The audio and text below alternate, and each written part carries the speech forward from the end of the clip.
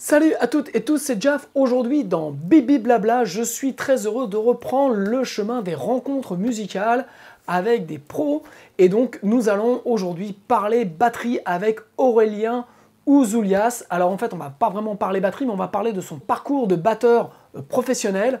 Donc en attendant le visionnage qui va bien entendu être très passionnant, je vous invite à vous inscrire à ma chaîne YouTube et à cliquer sur la petite cloche par-ci ou par-là afin d'être averti des prochaines vidéos. On se retrouve après pour la rencontre avec Aurélien Ouzoulias, dit Aurel, batteur émérite, batteur pro. Voilà, c'est tout de suite et c'est dans Bibi Blabla les amis. À tout de suite.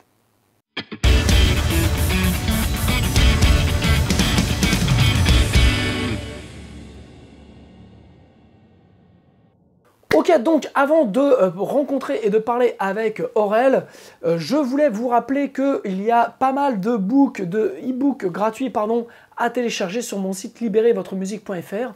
Donc vous avez le dernier en date qui sont mes 10 conseils afin de réussir son mix.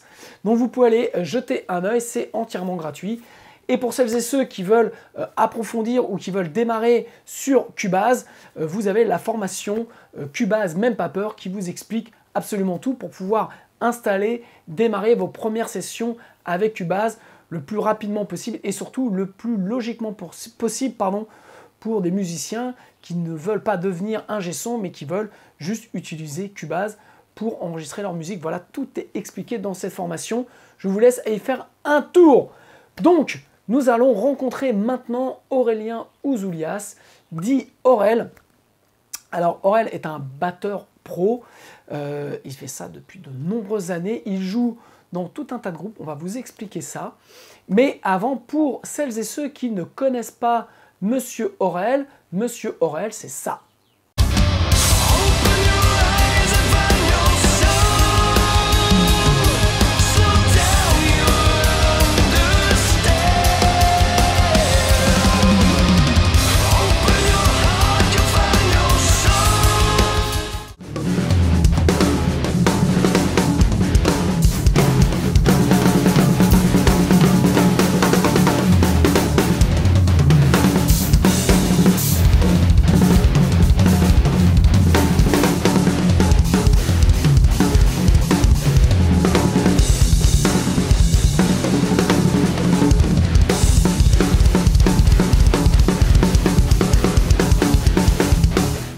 Voilà, donc vous en savez un petit peu plus sur le niveau technique du jeune homme.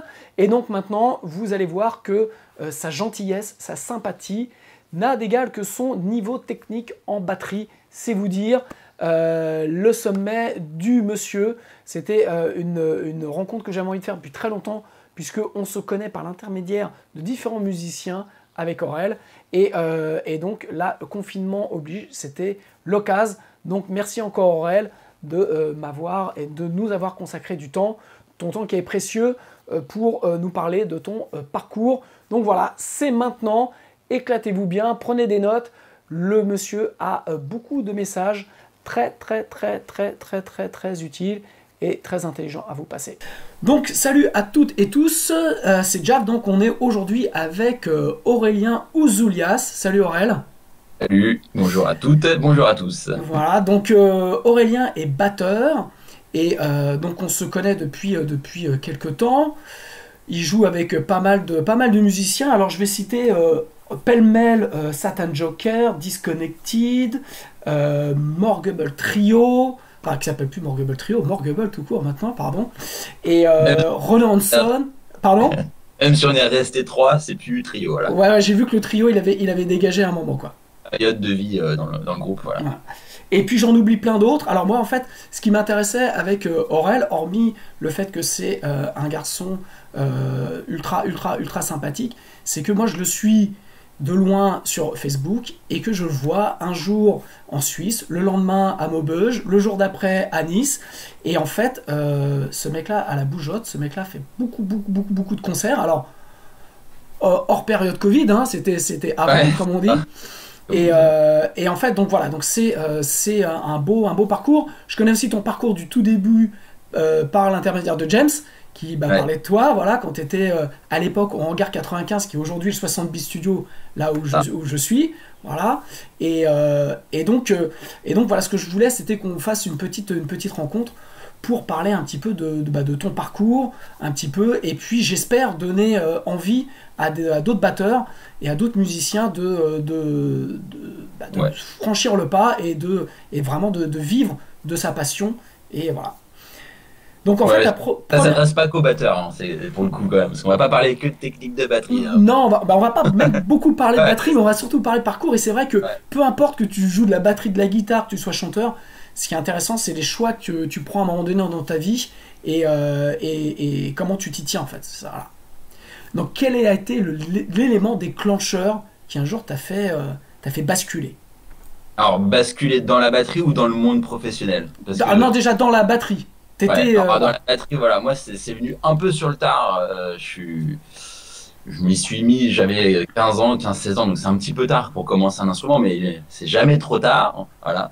Et pour le coup, c'est un film que j'ai adoré à cette époque-là, qui correspondait à ma phase de vie. C'était Terminator 2, avec la bande-son de Guns N' Roses.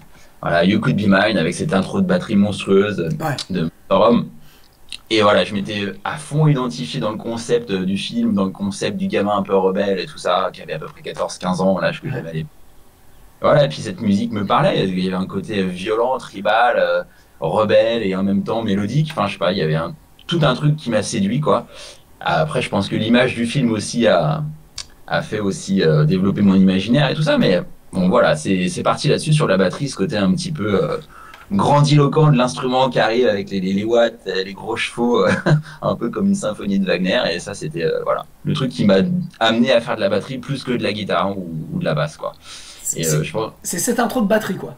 ouais, Ouais. ouais. Ouais, Parce mais que. ça restera toujours, quoi. C'est Ouais. incroyable. Ouais. Si je devais partir sur une île déserte avec un disque, ce serait Illusion 2, tu vois. J'adore les autres aussi, tu vois, Appetite et tout, mais Use Your Illusion numéro 2, Ouais. c'est mon disque de chevet, de platine, de gamin, voilà, de ma vie, quoi. Et donc à ce Donc, moment. j'ai pris les baguettes, voilà, j'ai pris les baguettes comme ça, en fait, et je me dis, bon, bah, allez, on y va. Mais pour le coup, voilà, je suis pas issu d'une famille de musiciens, hein. Mon père était prof de philo, ma mère travaillait à la DAS, enfin, c'était pas du tout le concept. Voilà, on va faire de la musique à la maison, c'est cool. Et donc, en fait, j'ai squatté un peu chez des potes qui eux, étaient déjà musiciens, déjà, hein, depuis un petit bout de temps, quoi. Et j'ai un pote qui était batteur, qui en avait marre de faire de la batterie, qui est passé à la guitare, donc c'était tout bénef pour moi. Il avait la batterie chez lui. J'avais pas besoin d'en acheter une, je me pointais chez lui le mercredi après-midi, parfois le week-end aussi, et puis je tapais, puis il me montrait les premiers plans, quoi. Donc c'est cool. Donc j'ai commencé avec des reprises de Metallica, des reprises de Nirvana, quelques trucs de Guns. Lui était moins dans les Guns, mais plus tout ce qui était un peu plus grunge, on va dire. Et du Dire Straits, des choses comme ça. Donc c'était assez cool, quoi. Donc j'ai beaucoup appris comme ça grâce à lui, puis j'ai très vite pris des cours de batterie avec un prof du côté de chez moi, donc dans le 95 à Auvers-sur-Oise. Yes, Voilà. représente. Voilà, c'est ça. Donc très vite, j'ai pris des cours de batterie et donc ça m'a amené rapidement vers 16-17 ans, l'âge où on finit le lycée, parce que moi j'avais un petit peu d'avance à l'école, donc j'ai terminé le lycée assez jeune. Et tout de suite, j'ai embrayé en fait vers, pas dire une carrière de musicien, mais vers voilà, des études à temps plein de la musique, quoi. D'accord. Et quitter le cursus scolaire traditionnel à cet âge-là, 17 ans. Et à 18 ans, je me retrouve à Nancy dans une école de musique qui s'appelle le Music Academy International. Le MAI. Voilà, le MI. Et là, c'était le début de la fin pour moi, ou la fin du début. Ouais. Parce que voilà, c'était le rêve de pouvoir faire 24 heures de musique par jour. Parce que pour le coup, on baignait là-dedans avec plein de profs différents, plein d'élèves différents, issus d'horizons différents.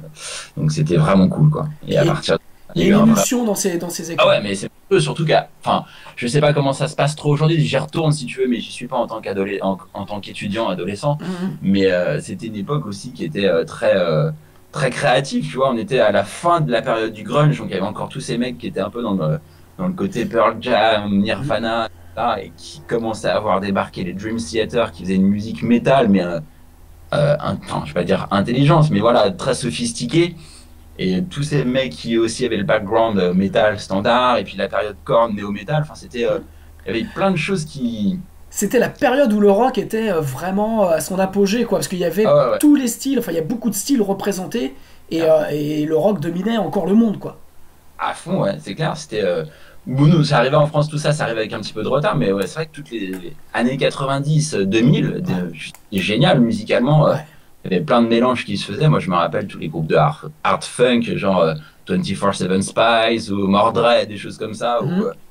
ouais, où ça groovait grave, et puis derrière, Mhm. c'était des grosses rythmiques. Enfin, tout ça, c'est vrai que c'était super motivant pour un musicien, justement, de pouvoir croiser un petit peu tous ces univers, quoi. Ouais. Puis, j'ai très influencé par mon prof de batterie aussi, par l'univers jazz rock, fusion, tout ça, parce qu'en fait, très vite, lui m'a ouvert à ça aussi, et musique progressive. Donc, Ouais. je suis arrivé, moi, à l'école à Nancy, j'avais déjà pas un gros vocabulaire, mais j'avais pas mal de connaissances musicales déjà.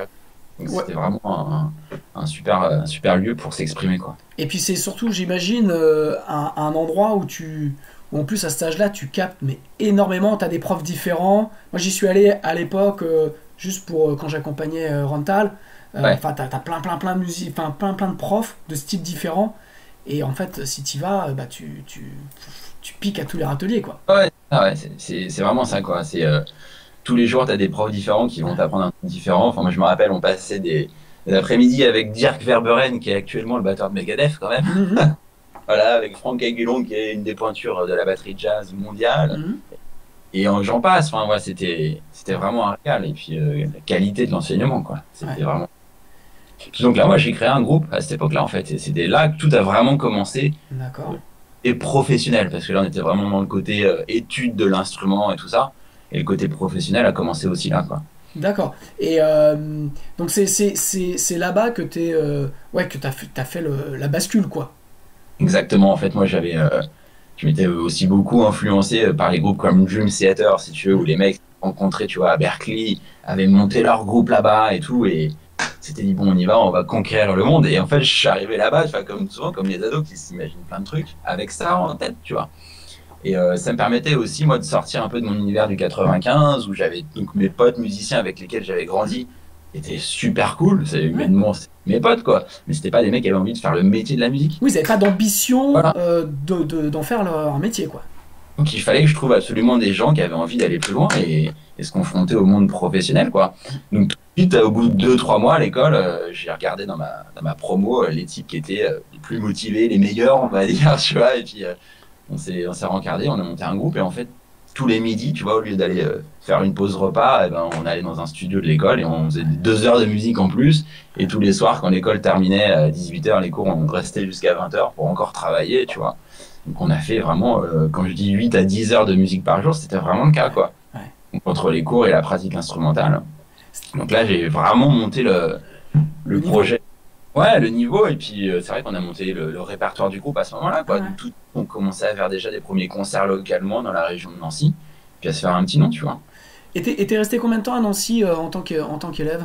Alors moi, j'ai fait qu'une année, Ouais, parce que financièrement, c'était déjà très très cher à l'époque, même ouais. si aujourd'hui, je trouve ça encore plus cher. Mais bon, Mhm, mais bon, c'est une formation de qualité, donc pour le coup, mhm. elle valait son pesant d'or, on va dire, hein. Donc je ne regrette pas du tout, mais bon, je ne pouvais pas me permettre la deuxième année. Et puis la deuxième année, c'était un cursus dit de production.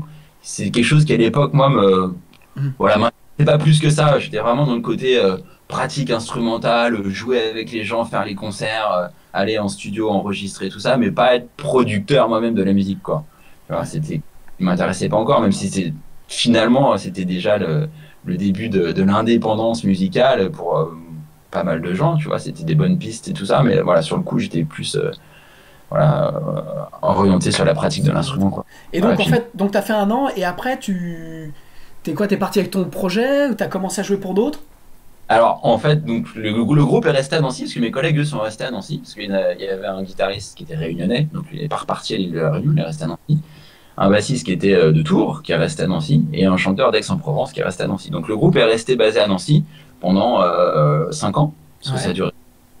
Et moi, je faisais les allers-retours entre Paris et Nancy. Donc à l'époque, il n'y avait pas de TGV. Ouais. C'était donc Je en me sou- bagnole. je l'ai pris moi, ou alors la bagnole, ou alors Voilà. le train pour aller. Pff, Ouais, c'est ça. Donc toutes les semaines, je redescendais sur Nancy en voiture ou en bagnole, et puis on faisait nos concerts, donc on montait le répertoire, on élargissait un petit peu notre carte des territoires sur lesquels on pouvait aller jouer. Tu vois, on partait un peu plus en Lorraine, en Alsace, on allait un peu dans les Vosges, puis après on a commencé à faire des trucs un peu plus vers Paris, parce que pour le coup, moi j'étais remonté à Paris, mhm. donc j'ai commencé à prendre des contacts à Paris. On a fait des tremplins à Paris qu'on a gagnés. Voilà, pas mal de choses comme ça. Et puis, en plus, en étant revenu à Paris, moi, j'avais commencé aussi à prospecter avec des artistes parisiens, tu vois. Donc, je me suis amusé à faire des auditions pour des chanteurs de pop, des choses assez différentes de ce que je faisais, parce que le groupe nancéen, c'était du métal, ouais, je vais pas dire du métal prog, mais on essayait de faire un petit peu de choses qui font un peu pop, un peu prog, un peu métal, voilà. Donc, C'était technique, quoi.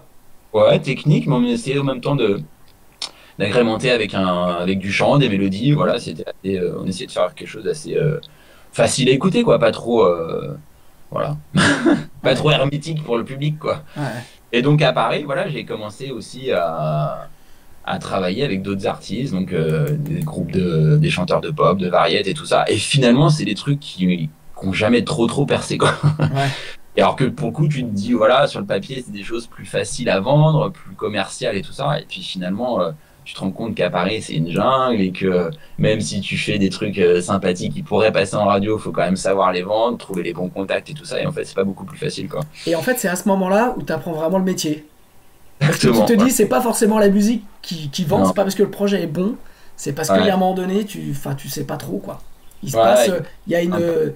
il y a des gens autour qui font que il y a le bon moment, le bon endroit. C'est ça. Et pour le coup, moi, ce qui a été assez paradoxal, c'est que les projets, et encore aujourd'hui, hein, qui ont le plus marché pour moi et qui marchent le plus aujourd'hui, sont des projets qui sont invendables commercialement parlant, quoi. Et des trucs qui n'existent pas en radio ou très peu sur des radios spécialisées. Et, donc en 2004, moi, je suis rentré dans un groupe qui existe toujours, Zoulefix, un groupe de métal, on va pas dire extrême, parce que c'était pas du death metal non plus, mais on était quand même sur quelque chose d'assez énervé. Ouais. On n'était pas sur du Tool ou du Korn, quoi. Ça Mhm. passait quand même en radio. Et pareil, c'est mes premières armes sur les gros festivals, les grosses scènes et tout ça, c'était avec ce groupe-là. Donc quand même encore, on va dire, un produit très typé, très spécifique, quoi. Et voilà, c'est pour ça, moi, j'incite les gens à travailler vraiment l'originalité de leur musique, à aller à fond dans leur projet et à pas essayer de suivre une mode, parce que quand tu essayes de suivre une mode, de toute manière, c'est trop tard. J'allais dire, c'est mort. Et de toute façon, tous les grands groupes, tu parlais tout à l'heure de Tool, mais on peut prendre System, on peut prendre. Enfin, il y en a tous, à la base, ou les Pink Floyd, tous à la base sont des ovnis, quoi. Si tu les recadres dans leur contexte au moment où ils ont démarré, c'est invendable, ça correspond pas à ce qui marche, et donc Ouais, c'est le seul moyen de pouvoir se démarquer.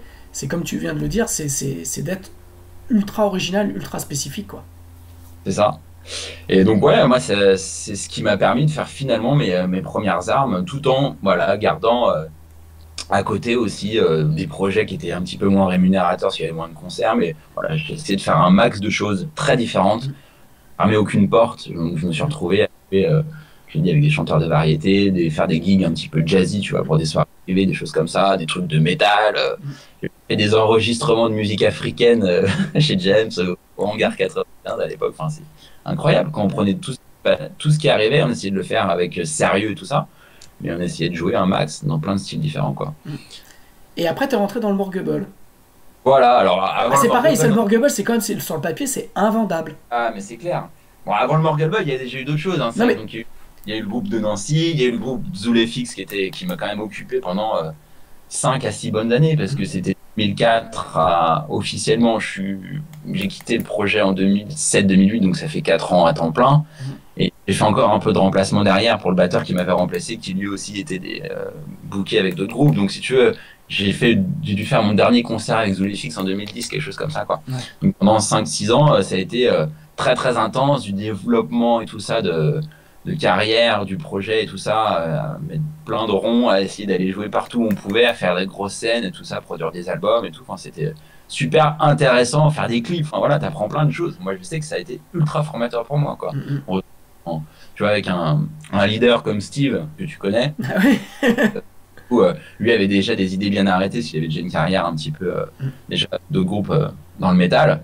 Il savait où il allait, enfin en tout cas, il savait où il avait envie d'aller, et il se donnait les moyens de le faire. Et donc, on a tous été un petit peu emmenés avec ça dans cette machine, dans ce gros compresseur. On essayait vraiment de faire un truc très compact, tu vois, que Et puis Steve, faut comme tu autant. dis, c'est un rouleau compresseur. Ah ouais, Quand il c'est y va, ça, il y ouais. va, quoi.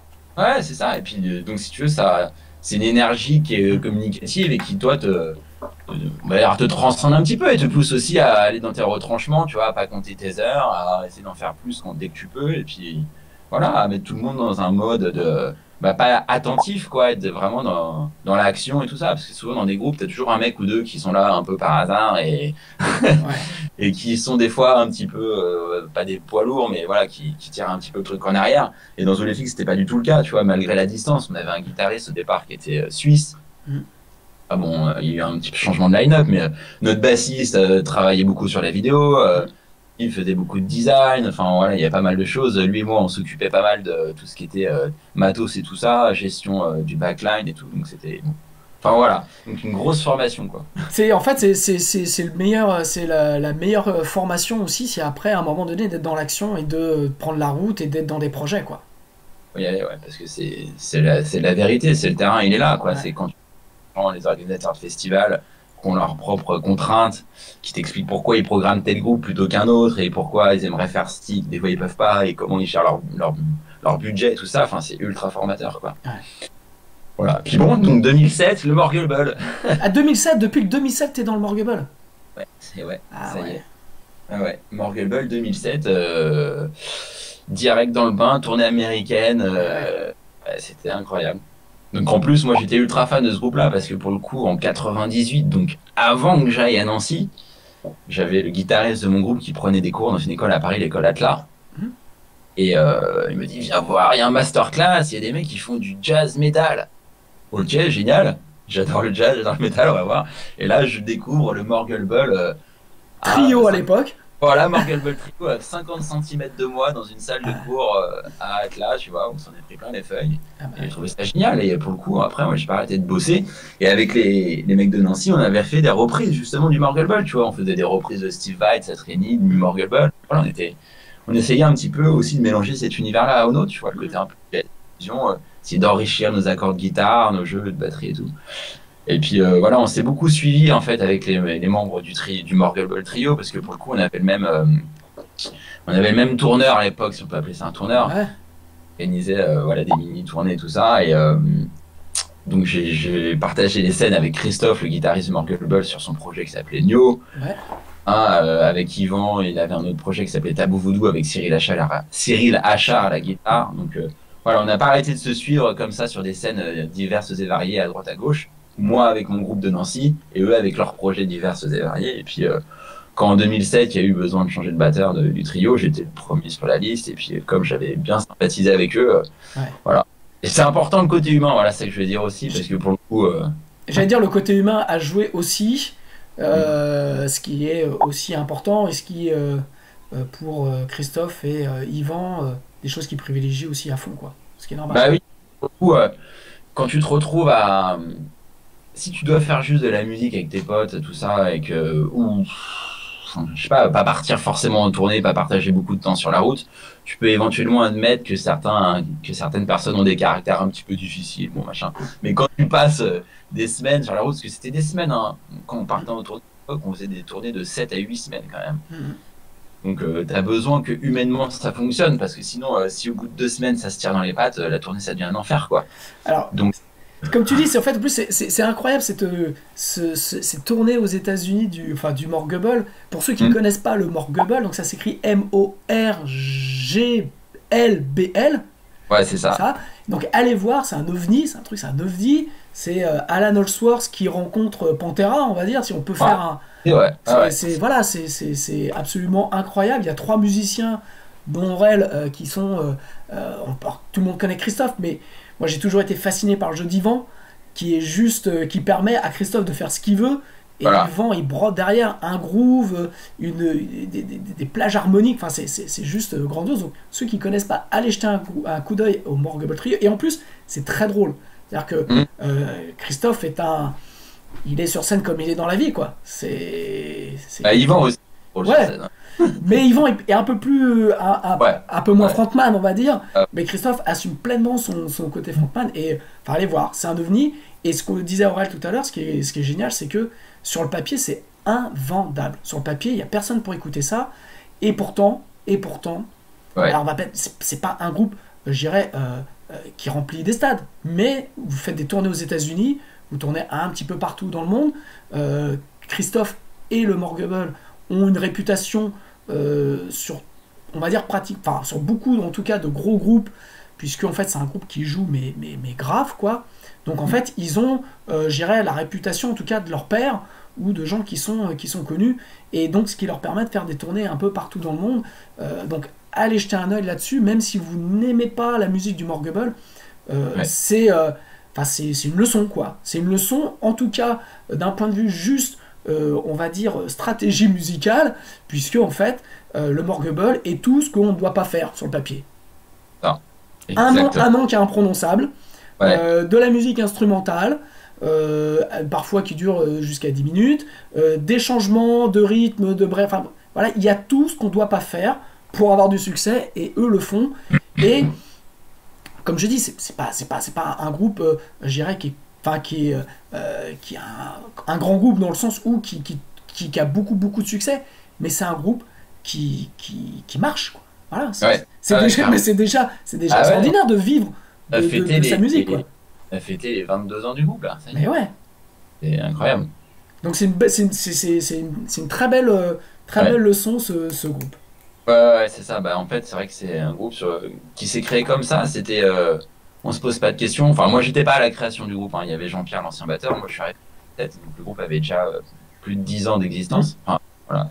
Et ouais, c'était, on fait ce qu'on veut sans restriction. La seule contrainte, c'est qu'il faut que ça plaise aux 3 membres du groupe. C'est-à-dire que et c'est de la compo de groupe en plus, hein. C'est pas genre, il y en a un qui amène un morceau et puis les autres jouent le morceau comme ça sans rien dire. Et tout est retravaillé au sein du groupe. Quand on doit composer aujourd'hui les albums, maintenant on peut se réunir chez moi parce que j'ai le lieu adéquat, mais avant on allait dans un lieu isolé à l'autre bout du monde, parfois dans une maison en Corrèze ou parfois dans un petit dans les Alpes, pour avoir pas de réseau et pas être emmerdé. Et pendant une semaine, on est là, on jam, on compose, on écrit tout à 3. Enfin, quand je dis on écrit, c'est pas sur papier, mais voilà, X sort de nos 3 cerveaux et c'est de la musique de jam, d'interaction. C'est qu'on fait vraiment toi l'ancienne, il n'y a rien qui est précomposé sur ordinateur avec quelqu'un qui aurait une vision jusqu'au bout du truc. C'est voilà, je propose des choses, on travaille à 3, on jam, on met dans l'autre sens, on mélange les trucs et c'est le concept quoi. Et puis on se met aucune barrière stylistique. Chaque album on l'aborde avec aucune comment dire idée préconçue. Voilà, on sait pas du tout où ça va aller. Il n'y a pas de stratégie quoi. Il y a juste une stratégie, c'est de sortir un album à peu près tous les 2 ans. Et puis une structure qui marche plutôt pas mal. On a un label aux États-Unis qui a signé le groupe en 2006, je crois. Et on a un tourneur aux États-Unis depuis 2006 aussi. Donc voilà, c'est les 2 seules choses qui font que Morgable fonctionne. Le reste, après, tout se fait à 3. C'est-à-dire que tout l'administratif se fait à 3, le démarchage de concert se fait à 3. La prospection, enfin, on est connecté en permanence. Aujourd'hui, c'est facile avec les téléphones. On est un groupe de WhatsApp. Quand il y en a un qui part à l'autre bout du monde, qui a un plan concert, machin, il appelle les autres. Voilà. Puis c'est vrai que Christophe voyage aussi beaucoup, donc ça permet de tisser aussi des contacts un petit peu à l'étranger beaucoup plus facilement. Oui, il fait de plus en plus de démos, il fait de plus en plus de choses, quoi. Ça, c'est l'avantage aussi d'avoir des partenariats avec des marques d'instruments et d'amplis qui nous soutiennent beaucoup, qui font de nous des ambassadeurs internationaux de leur marque. Donc ils nous emmènent un petit peu à l'étranger pour faire la promotion de leur instrument. Donc ça c'est cool. Donc Christophe part souvent à l'étranger et puis il revient souvent avec pas mal d'autres contacts. Et puis c'est souvent la porte d'entrée après pour le trio quoi. Donc, voilà, donc tout se fait vraiment à 3. On n'a aucune stratégie musicale particulière. On a juste un truc qui fonctionne depuis une 12aine d'années entre le groupe, les contacts qu'on a à droite à gauche, notre tourneur et notre maison de disques. Et vous humainement. Et humainement, et c'est ça qui est très important. C'est ce que je disais au départ. Le recrutement, mon recrutement dans le trio n'a fait que sur le côté musical, quoi. Il y avait certainement d'autres batteurs qui étaient bien meilleurs que moi, mais qui n'avaient pas forcément le côté humain qui aurait été adéquat avec eux, quoi. Quel a été ton plus grand obstacle dans ta carrière? Le plus grand obstacle, c'est justement tout ce qui est culture musicale française, on va dire, et toutes les personnes avec lesquelles j'ai bossé qui ont cherché justement à suivre une mode, en fait, si tu veux. À chaque fois, c'est dès le départ. C'est-à-dire que les mecs se disent, bon, Aujourd'hui, on va faire. Enfin, aujourd'hui. C'est ce qui marche, c'est la chanson acoustique, variété. Voilà, je prends la guitare, je fais trois. Ok, si tu veux, c'est ton projet, je te suis là-dedans. Mais bon, je pense qu'on va perdre du temps pour rien. Tu devrais plutôt faire ton compo à toi et puis essayer de pas sonner comme Benabar ou de pas sonner comme machin et faire ton truc, quoi. Et parce que là aussi, là en France, la culture musicale est très compliquée pour des mecs qui font du rock instrumental, technique, progressif. Il y a très peu de place et c'était très compliqué. On a beaucoup plus de succès à l'étranger, même si notre fanbase est quand même en France, parce que ça fait 22 ans qu'en France le groupe existe. On fait énormément de dates à l'étranger. C'est incroyable. Et à l'étranger, il n'y a aucune ségrégation musicale. En France, rarement en France, on peut faire des festivals de métal, parce qu'on est trop jazz pour les festivals de métal. Et instrumental, hein, par des festivals, on aime bien quand même avoir des groupes avec chanteurs ou chanteuses. Pour les festivals de jazz, on est trop métal. Mais en même temps, je dirais, au Hellfest, vous feriez pas tâche. Parce qu'au Hellfest, il y a des trucs qui sont complètement hors métal, quoi. Il y a même des trucs qui sont très vintage, il y a eu Magma il y a 2 ans, 2-3 ans, je crois que c'était Magma qui était là. Exactement. Ouais, pour le coup, complètement d'accord, sauf qu'on n'a jamais été programmé, donc pour l'instant, ça se justifie pas, ça se confirme pas. Mais... Ouais, et c'est quand même incroyable. C'est quand même incroyable. Mais de toute façon, c'est un peu le problème des Français. Moi, j'ai toujours deux exemples en tête. C'est en 96, Daft Punk qui veut... Il n'y a aucune maison de disques qui veut les signer en France.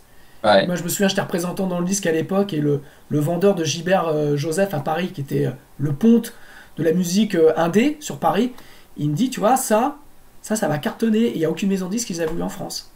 C'était le premier album, et après, il y a eu Chaka Ponk, qui a été aussi faire ses armes en Allemagne, et qui est revenu plus fort, avec tout un concept, et voilà, c'est tout le problème, quoi. C'est tout le problème de la France. C'est ça. Et le problème à l'étranger aussi, pour fonctionner à l'étranger, il faut avoir aussi un truc très créatif. Parce que moi, j'ai eu des projets où juste, je dis, bon, on s'en fout, on fait pas un truc marketé pour la France, tu vois, on fait un truc grosse musique, rock, US, tout ça. Ça n'a pas non plus fonctionné plus que ça. On a eu des bons contacts à l'étranger, mais les Ricains nous ont dit, bah, vous êtes gentils, mais des groupes comme ça, chez nous, on a profusion, donc pourquoi on irait signer un groupe français qui fait de la musique américaine? Amenez-nous un truc qu'on n'a pas. Ben oui, c'est ça. Donc c'est pour ça que je dis à tous les gens qui se lancent un peu là-dedans, mais travaillez votre créativité, votre originalité, c'est ce qui fera que vous sortirez du lot. Plus que le fait de jouer ultra vite ou ultra bien ou je sais pas quoi. C'est là où, en tout cas, dans la musique électronique, on a été plus intelligent que les autres, c'est que on a eu notre spécificité, et notre spécificité aujourd'hui fait que elle s'exporte énormément, quoi. Et c'est vrai que dans le métal, comme tu dis, les groupes ne font que, ou le rock, ne font que copier ce qui se fait déjà autre part. Et le Morgable, pour le coup, n'a jamais... s'est inspiré, a pris les influences un petit peu partout, mais a recraché un truc qui est un peu franchouillard, quoi. Enfin, tu vois, on sent quand même le côté français, quoi. Ah ouais, bah c'est le côté justement humoristique et pris un petit peu à la légère, à la déconnade, jambon, beurre, fromage, binouze, machin, et puis... mais en même temps, avec beaucoup de sérieux, c'est-à-dire qu'on se pointe pas sur scène, les mains dans les poches, sans avoir travaillé le truc, quoi. Voilà. Et ça joue vénère, quoi. Voilà, ça joue quand même vénère, donc et d'être respectueux de notre public et aussi de nous-mêmes et des mecs avec qui on joue sur scène, quoi. Et je pense que c'est ça aussi qui crée le truc, c'est que les gens voient des gens, des musiciens un peu décontractés, comme tu dis, un peu avec le côté franchouillard, et en fait dès l'instant où ça reprend, c'est pain. Ouais. Donc, en tout cas, pour répondre à ta question sur les plus gros obstacles, c'est avant tout la culture française qui était un vrai obstacle pour moi. Parce que j'étais dans des niches musicales qui n'étaient pas du tout adéquates avec ce qui se passait en France, enfin avec ce qui se passe en France, mais aussi beaucoup la psychologie des gens avec lesquels je travaillais. C'est-à-dire que des barrières justement en te disant faut qu'on fasse comme ça parce que c'est ça qui marche. Ok, t'es un super chanteur, t'as peut-être d'autres choses à dire que d'essayer de faire la même chose que Benabar, tu vois.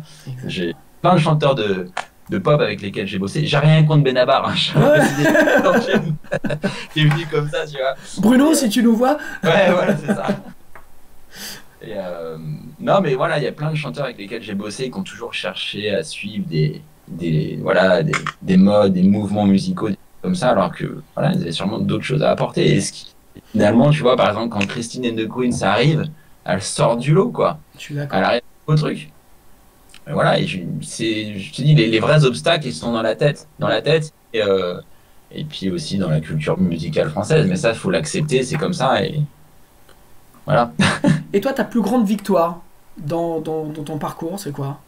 Pas justement d'être capable de vivre de la musique, tu vois, de pas retrouver tributaire d'un autre métier derrière pour payer mes factures, de pas réclamer tu vois, une aide à mes parents ou des choses comme ça, tu vois. Enfin, vraiment autonome musicalement, financièrement, grâce à la musique, quoi. Enfin, ça, c'était c'était l'idée de départ, tu vois. Tu te dis, Guns N' Roses, You Could Be Mine. Finalement, je suis pas du tout batteur de hard rock, même si j'en fais à côté, tu vois.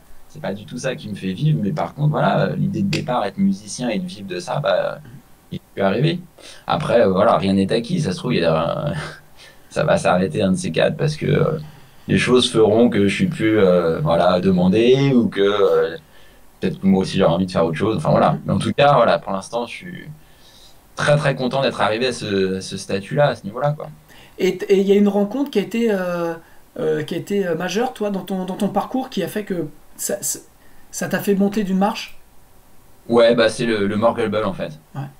J'ai intégré ce trio-là parce que pour le coup, financièrement, c'est des gens qui avaient déjà des vraies prétentions financières qui étaient justifiées aussi par un vrai, on va dire un vrai niveau, une vraie expertise dans leur instrument, tu vois.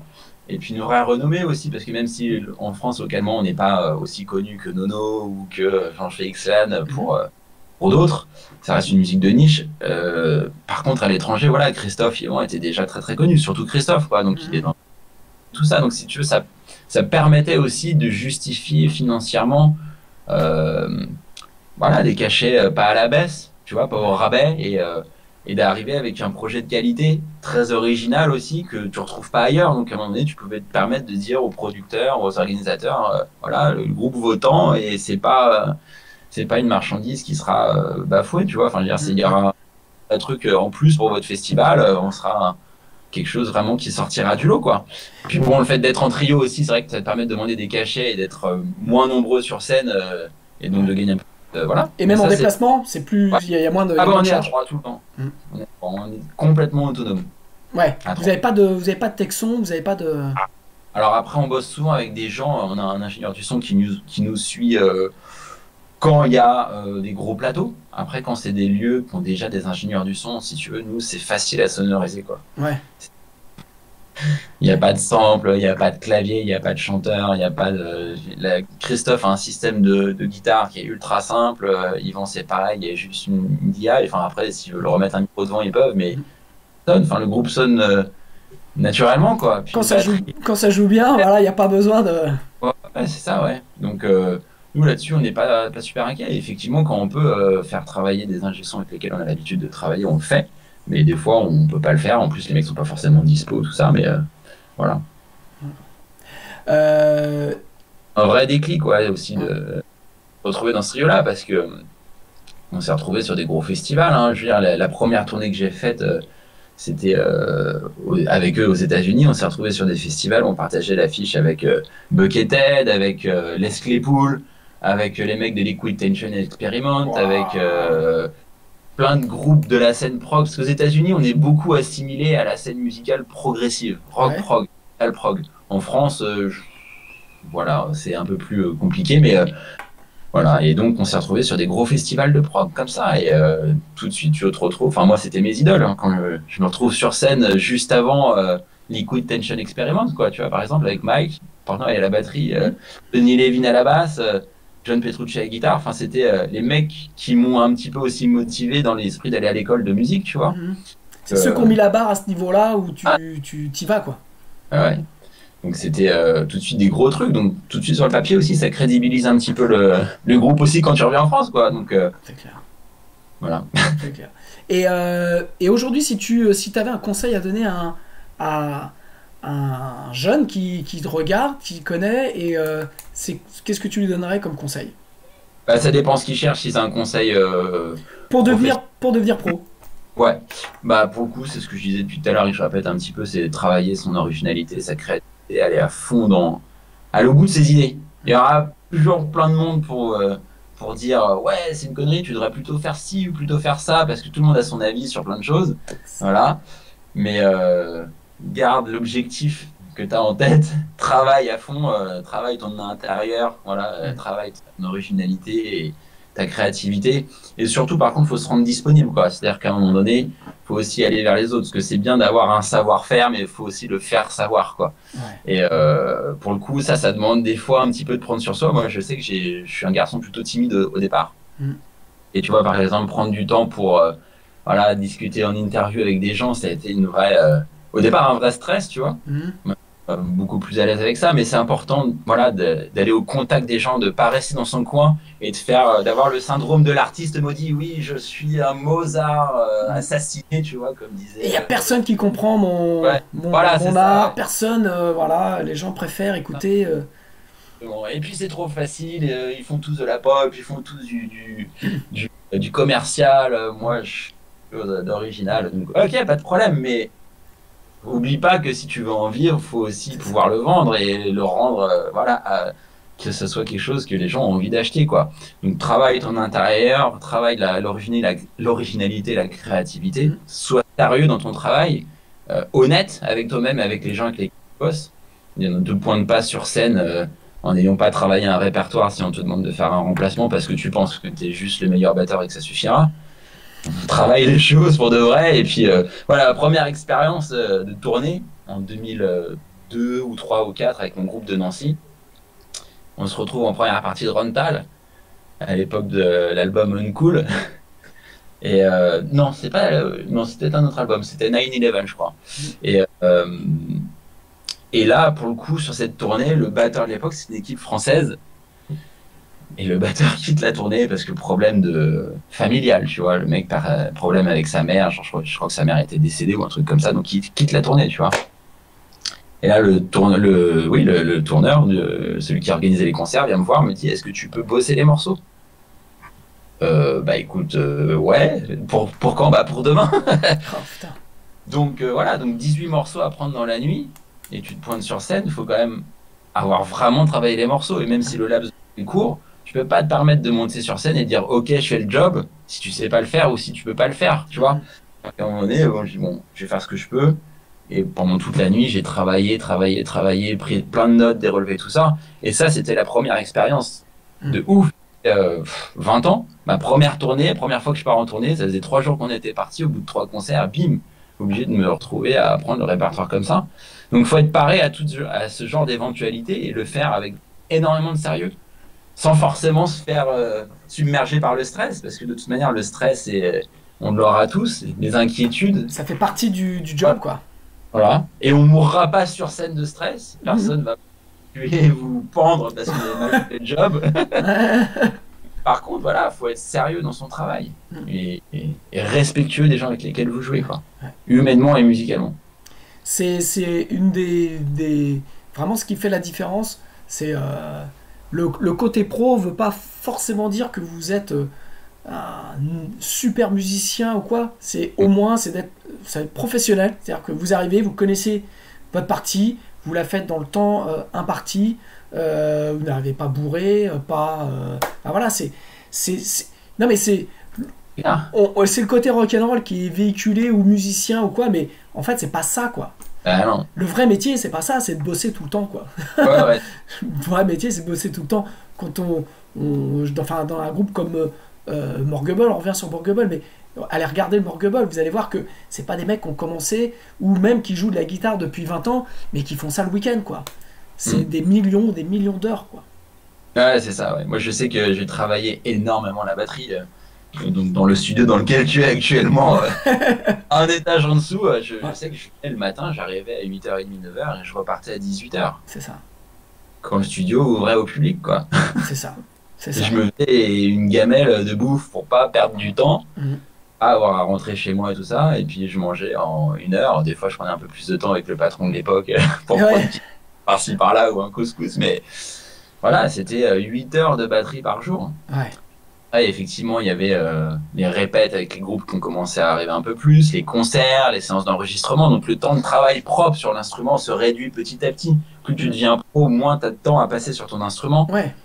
Plus on te demande de passer du temps sur ton instrument pour vraiment produire des choses et d'être dans la professionnalisation, quoi, dans le travail. Donc tout ce qui est du travail instrumental, faut le faire avant. C'est ça, Enfin, et en plus parce qu'à un moment donné, si vous voulez passer pro, vous allez aussi consacrer beaucoup de temps à faire autre chose que jouer de l'instrument. C'est ça. La gestion de carrière, trouver les contacts, passer des coups de fil, faire de la compta, faire... Ouais, c'est grave. Ouais, en ce moment, je suis un peu débordé par la gestion du merchandising parce qu'on vient de sortir un DVD. Ouais. Et avec le Corona, on a le DVD qui a été enfin la livraison du DVD qui a été décalée de 2 mois en fait. On devait le recevoir le 7 mars. Ouais. Et puis, tu vois, le fournisseur a fermé ses portes. Donc à cause du Corona, on a reçu le truc il y a 15 jours. Et donc j'ai une centaine de commandes à honorer. Et donc là, pour le coup, je peux te envoyer des commandes de CD, de t-shirts et de divers objets de merchandising à l'autre bout du monde. D'un coup, ça te fait beaucoup de... Donc là, j'étais un petit peu submergé, tu vois, en 15 jours, il fallait que je rattrape 2 mois de... Ouais, mais ça fait partie du boulot, quoi. Question, on va parler un petit peu business dans le sens où c'est quoi ta vision du métier dans lequel tu travailles? Alors en plus, aujourd'hui, c'est vraiment particulier parce que, pour le coup, une grosse partie de ton activité est d'être sur scène et de jouer pour d'autres, faire du live. Donc aujourd'hui, là, depuis 2 mois, c'est mort. Mais je dirais, globalement, toi, tu vois les choses comment par rapport à cet ancien monde de maison de disques, toi, ta carrière aujourd'hui, voilà, un petit peu... Après, je pense, moi, je vais te répondre par rapport à mon point de vue, mais je pense que tu peux trouver vraiment des points de vue différents parce que tu vas avoir des batteurs qui vont passer leur vie complète à faire que de la scène, accompagner des gens dans le milieu de la variété française. Ils n'auront pas du tout la même carrière que moi.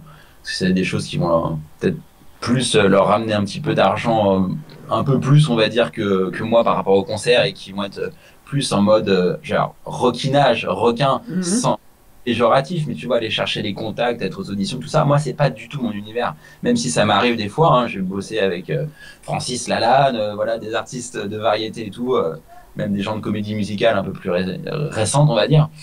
Mais moi, le gros de mon business se fait sur des niches musicales qui sont pas commerciales. Donc, si tu veux, j'ai une vie qui est, à mon avis, très différente que la vie du batteur de Yannick Noah, par exemple, ou du batteur de M. Donc voilà. Ouais, mais ils sont peu nombreux en même temps. Mais en même temps, voilà, ça fait partie il y a plein de gens qui sont dans mon cas et qui réussissent à vivre justement de leur activité de manière professionnelle parce qu'ils ont travaillé vraiment la créativité, l'originalité et aussi l'autonomie. C'est-à-dire que nous, on fait tout en autonomie, on dépend de personne. Notre maison de disques aux États-Unis, notre label, ne demande rien de spécial artistiquement parlant. C'est-à-dire, on a une liberté totale. Ils nous font juste le pressage du disque. Donc, à nous de financer l'enregistrement derrière et eux, ils font tout ce qui est pressage et promo. Donc, c'est quand même assez bénéfique pour nous. Puis, on a un booker qui s'occupe des concerts. Moi, je sais que mes revenus, c'est la scène, à une bonne grosse moitié, mais c'est aussi l'enregistrement, énormément d'enregistrements, de plus en plus avec le studio que j'ai monté, et aussi beaucoup de pédagogie, les cours. Alors, c'est pas forcément des cours privés à domicile où je donne des cours à un batteur le mercredi après-midi, c'est plus des cours dans des centres de formation. Donc, tu fais beaucoup d'interventions au MAI, enfin... Ouais, donc dans le genre d'école, alors beaucoup, tout est relatif, mais si tu veux, tous les lieux d'enseignement, ça fait quand même pas mal de choses à l'année, tu vois. Plus les masterclass, donc si tu veux, moi, ma vie professionnelle, il y a trois casquettes, quoi. Le musicien, qui est aussi le mec qui va travailler tout ce qui est promo, booking pour son groupe, le musicien de studio à qui on fait appel juste pour aller enregistrer une batterie pour un album ou un titre par-ci par-là, le prof, l'intervenant, même le démonstrateur aussi, donc c'est plusieurs casquettes, quoi. Donc moi, je peux pas résumer à une seule chose.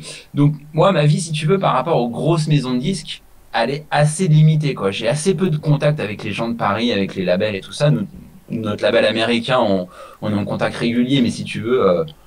il n'y a aucune contrainte ou contingence particulière que lui nous impose. On est complètement libre et donc on échange sur plein de sujets divers et variés, mais il n'y a aucune animosité, on va dire, ou voilà, c'est tout se fait naturellement avec beaucoup d'intelligence et d'amitié, quoi.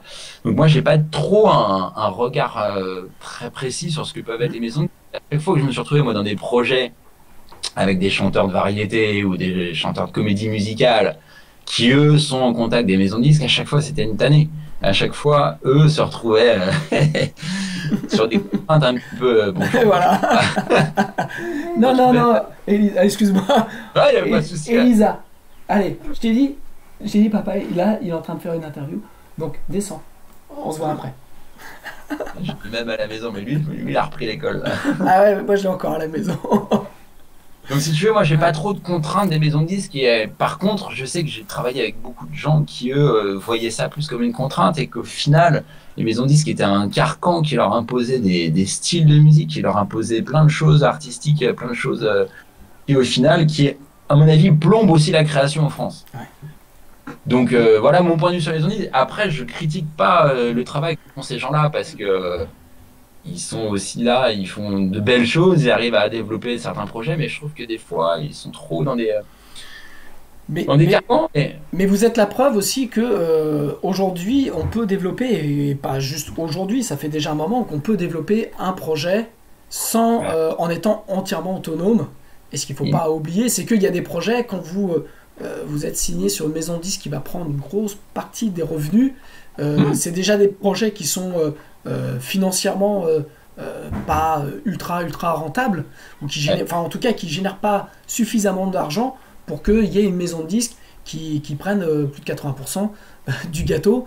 Et donc voilà, ça demande d'autres casquettes, de travailler pour d'être autonome et de pouvoir permettre à ces projets-là d'être au final d'être viables. Ouais. Bah, tu vois, avec Renaud Hanson, c'est pareil, le chanteur de Satan Joker, qui lui a fait une grosse carrière comédie musicale, qui a été chanteur Starmania, la légende de Jimmy, Notre-Dame de Paris et tout. Et lui, c'est pareil, tout ce qui était maison de disque, c'était une contrainte pour lui. Donc à un moment donné, il a fait OK, fuck off, je prends mon autonomie, mon indépendance, je fais le truc de mon coin. Et quoi qu'on en dise, qu'on l'aime ou qu'on l'aime pas, il vit de ça et il fait ce qu'il veut artistiquement, quoi. Et donc chaque année, il sort un album de Satan Joker, un album solo derrière de trucs variété, comédie musicale, un album de hard rock. Et personne n'est là pour lui mettre des bâtons dans les roues. Hormis des éventuels virus mondiaux, mais... ouais, bah oui, parce que oui, j'imagine que vous aviez quelques concerts de prévus, vous aviez des choses... Ouais.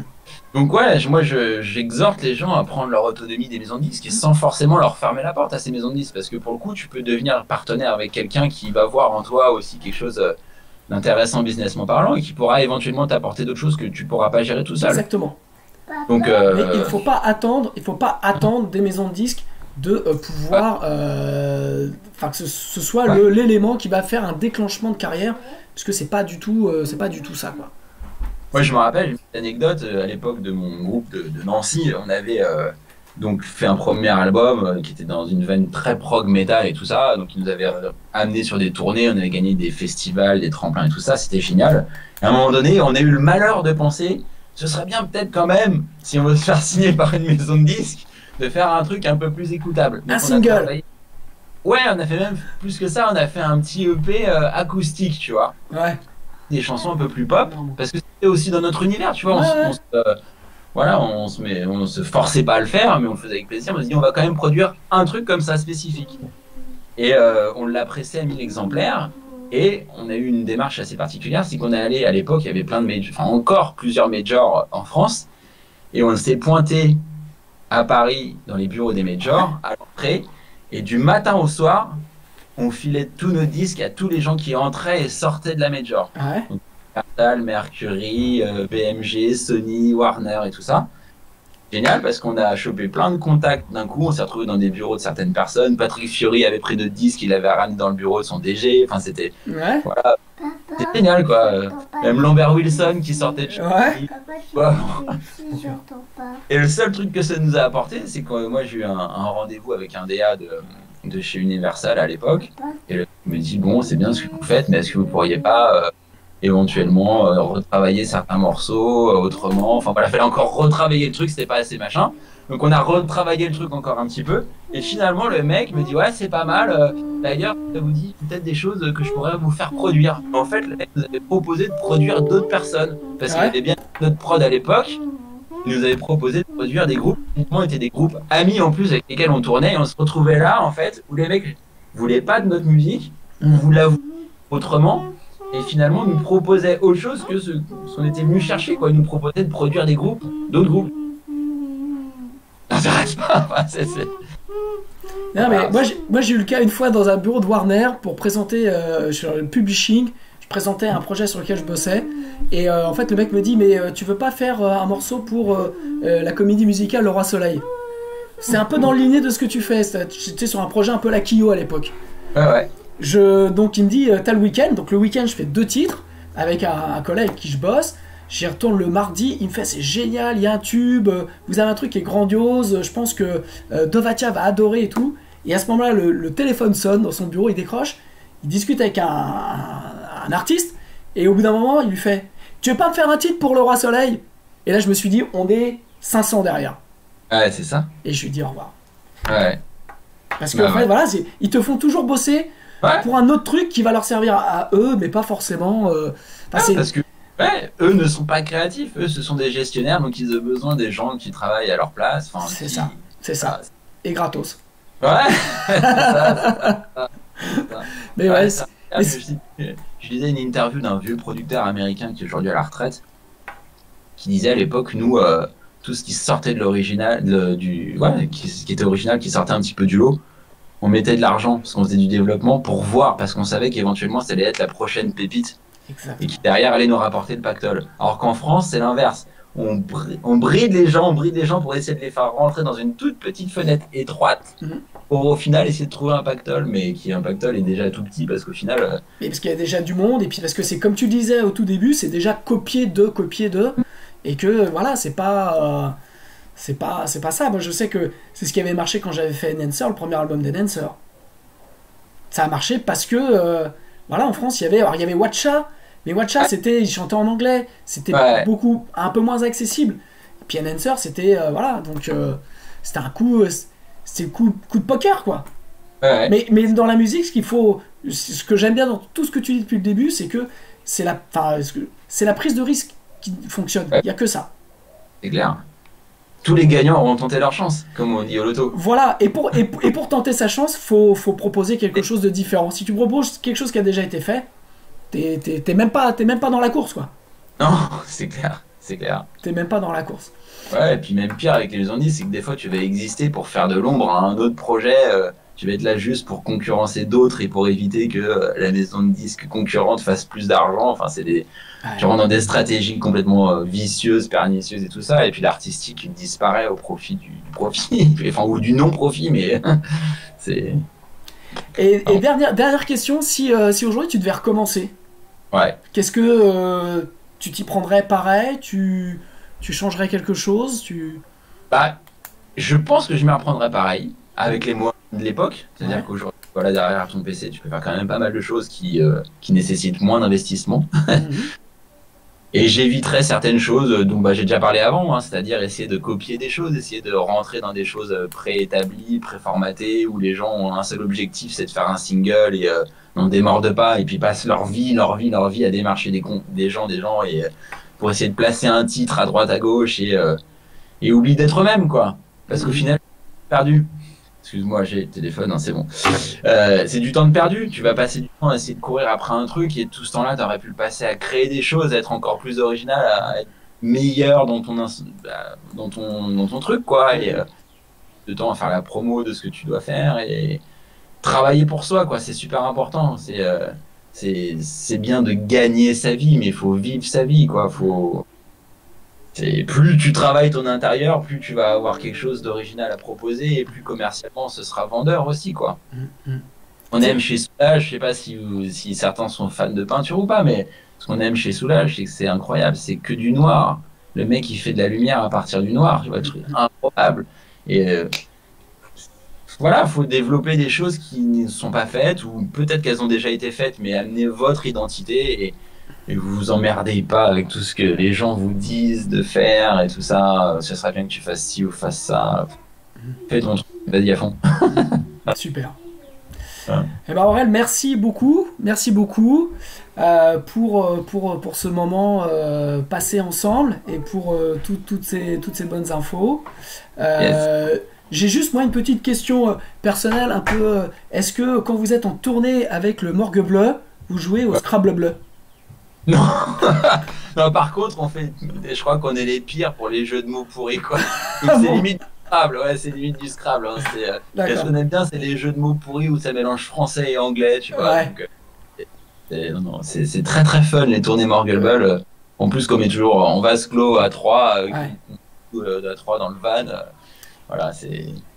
Christophe est sur certaines soirées, c'est la personne qui m'a fait Oh, le plus pisser dans crade. mon froc. Ouais, c'est clair. Ouais. Parce Ouais, qu'il a un sens de ouais. l'absurde dans son humour Et qui est puis, génialissime. ouais. Ah, c'est la répartie, l'humour, c'est fort, ouais, ouais. Donc Super. le Scrabble, je pense qu'on pourrait inventer des mots, effectivement, mais on n'y joue pas trop. Ok. Aurel, merci beaucoup pour le temps que tu nous as Bien, consacré.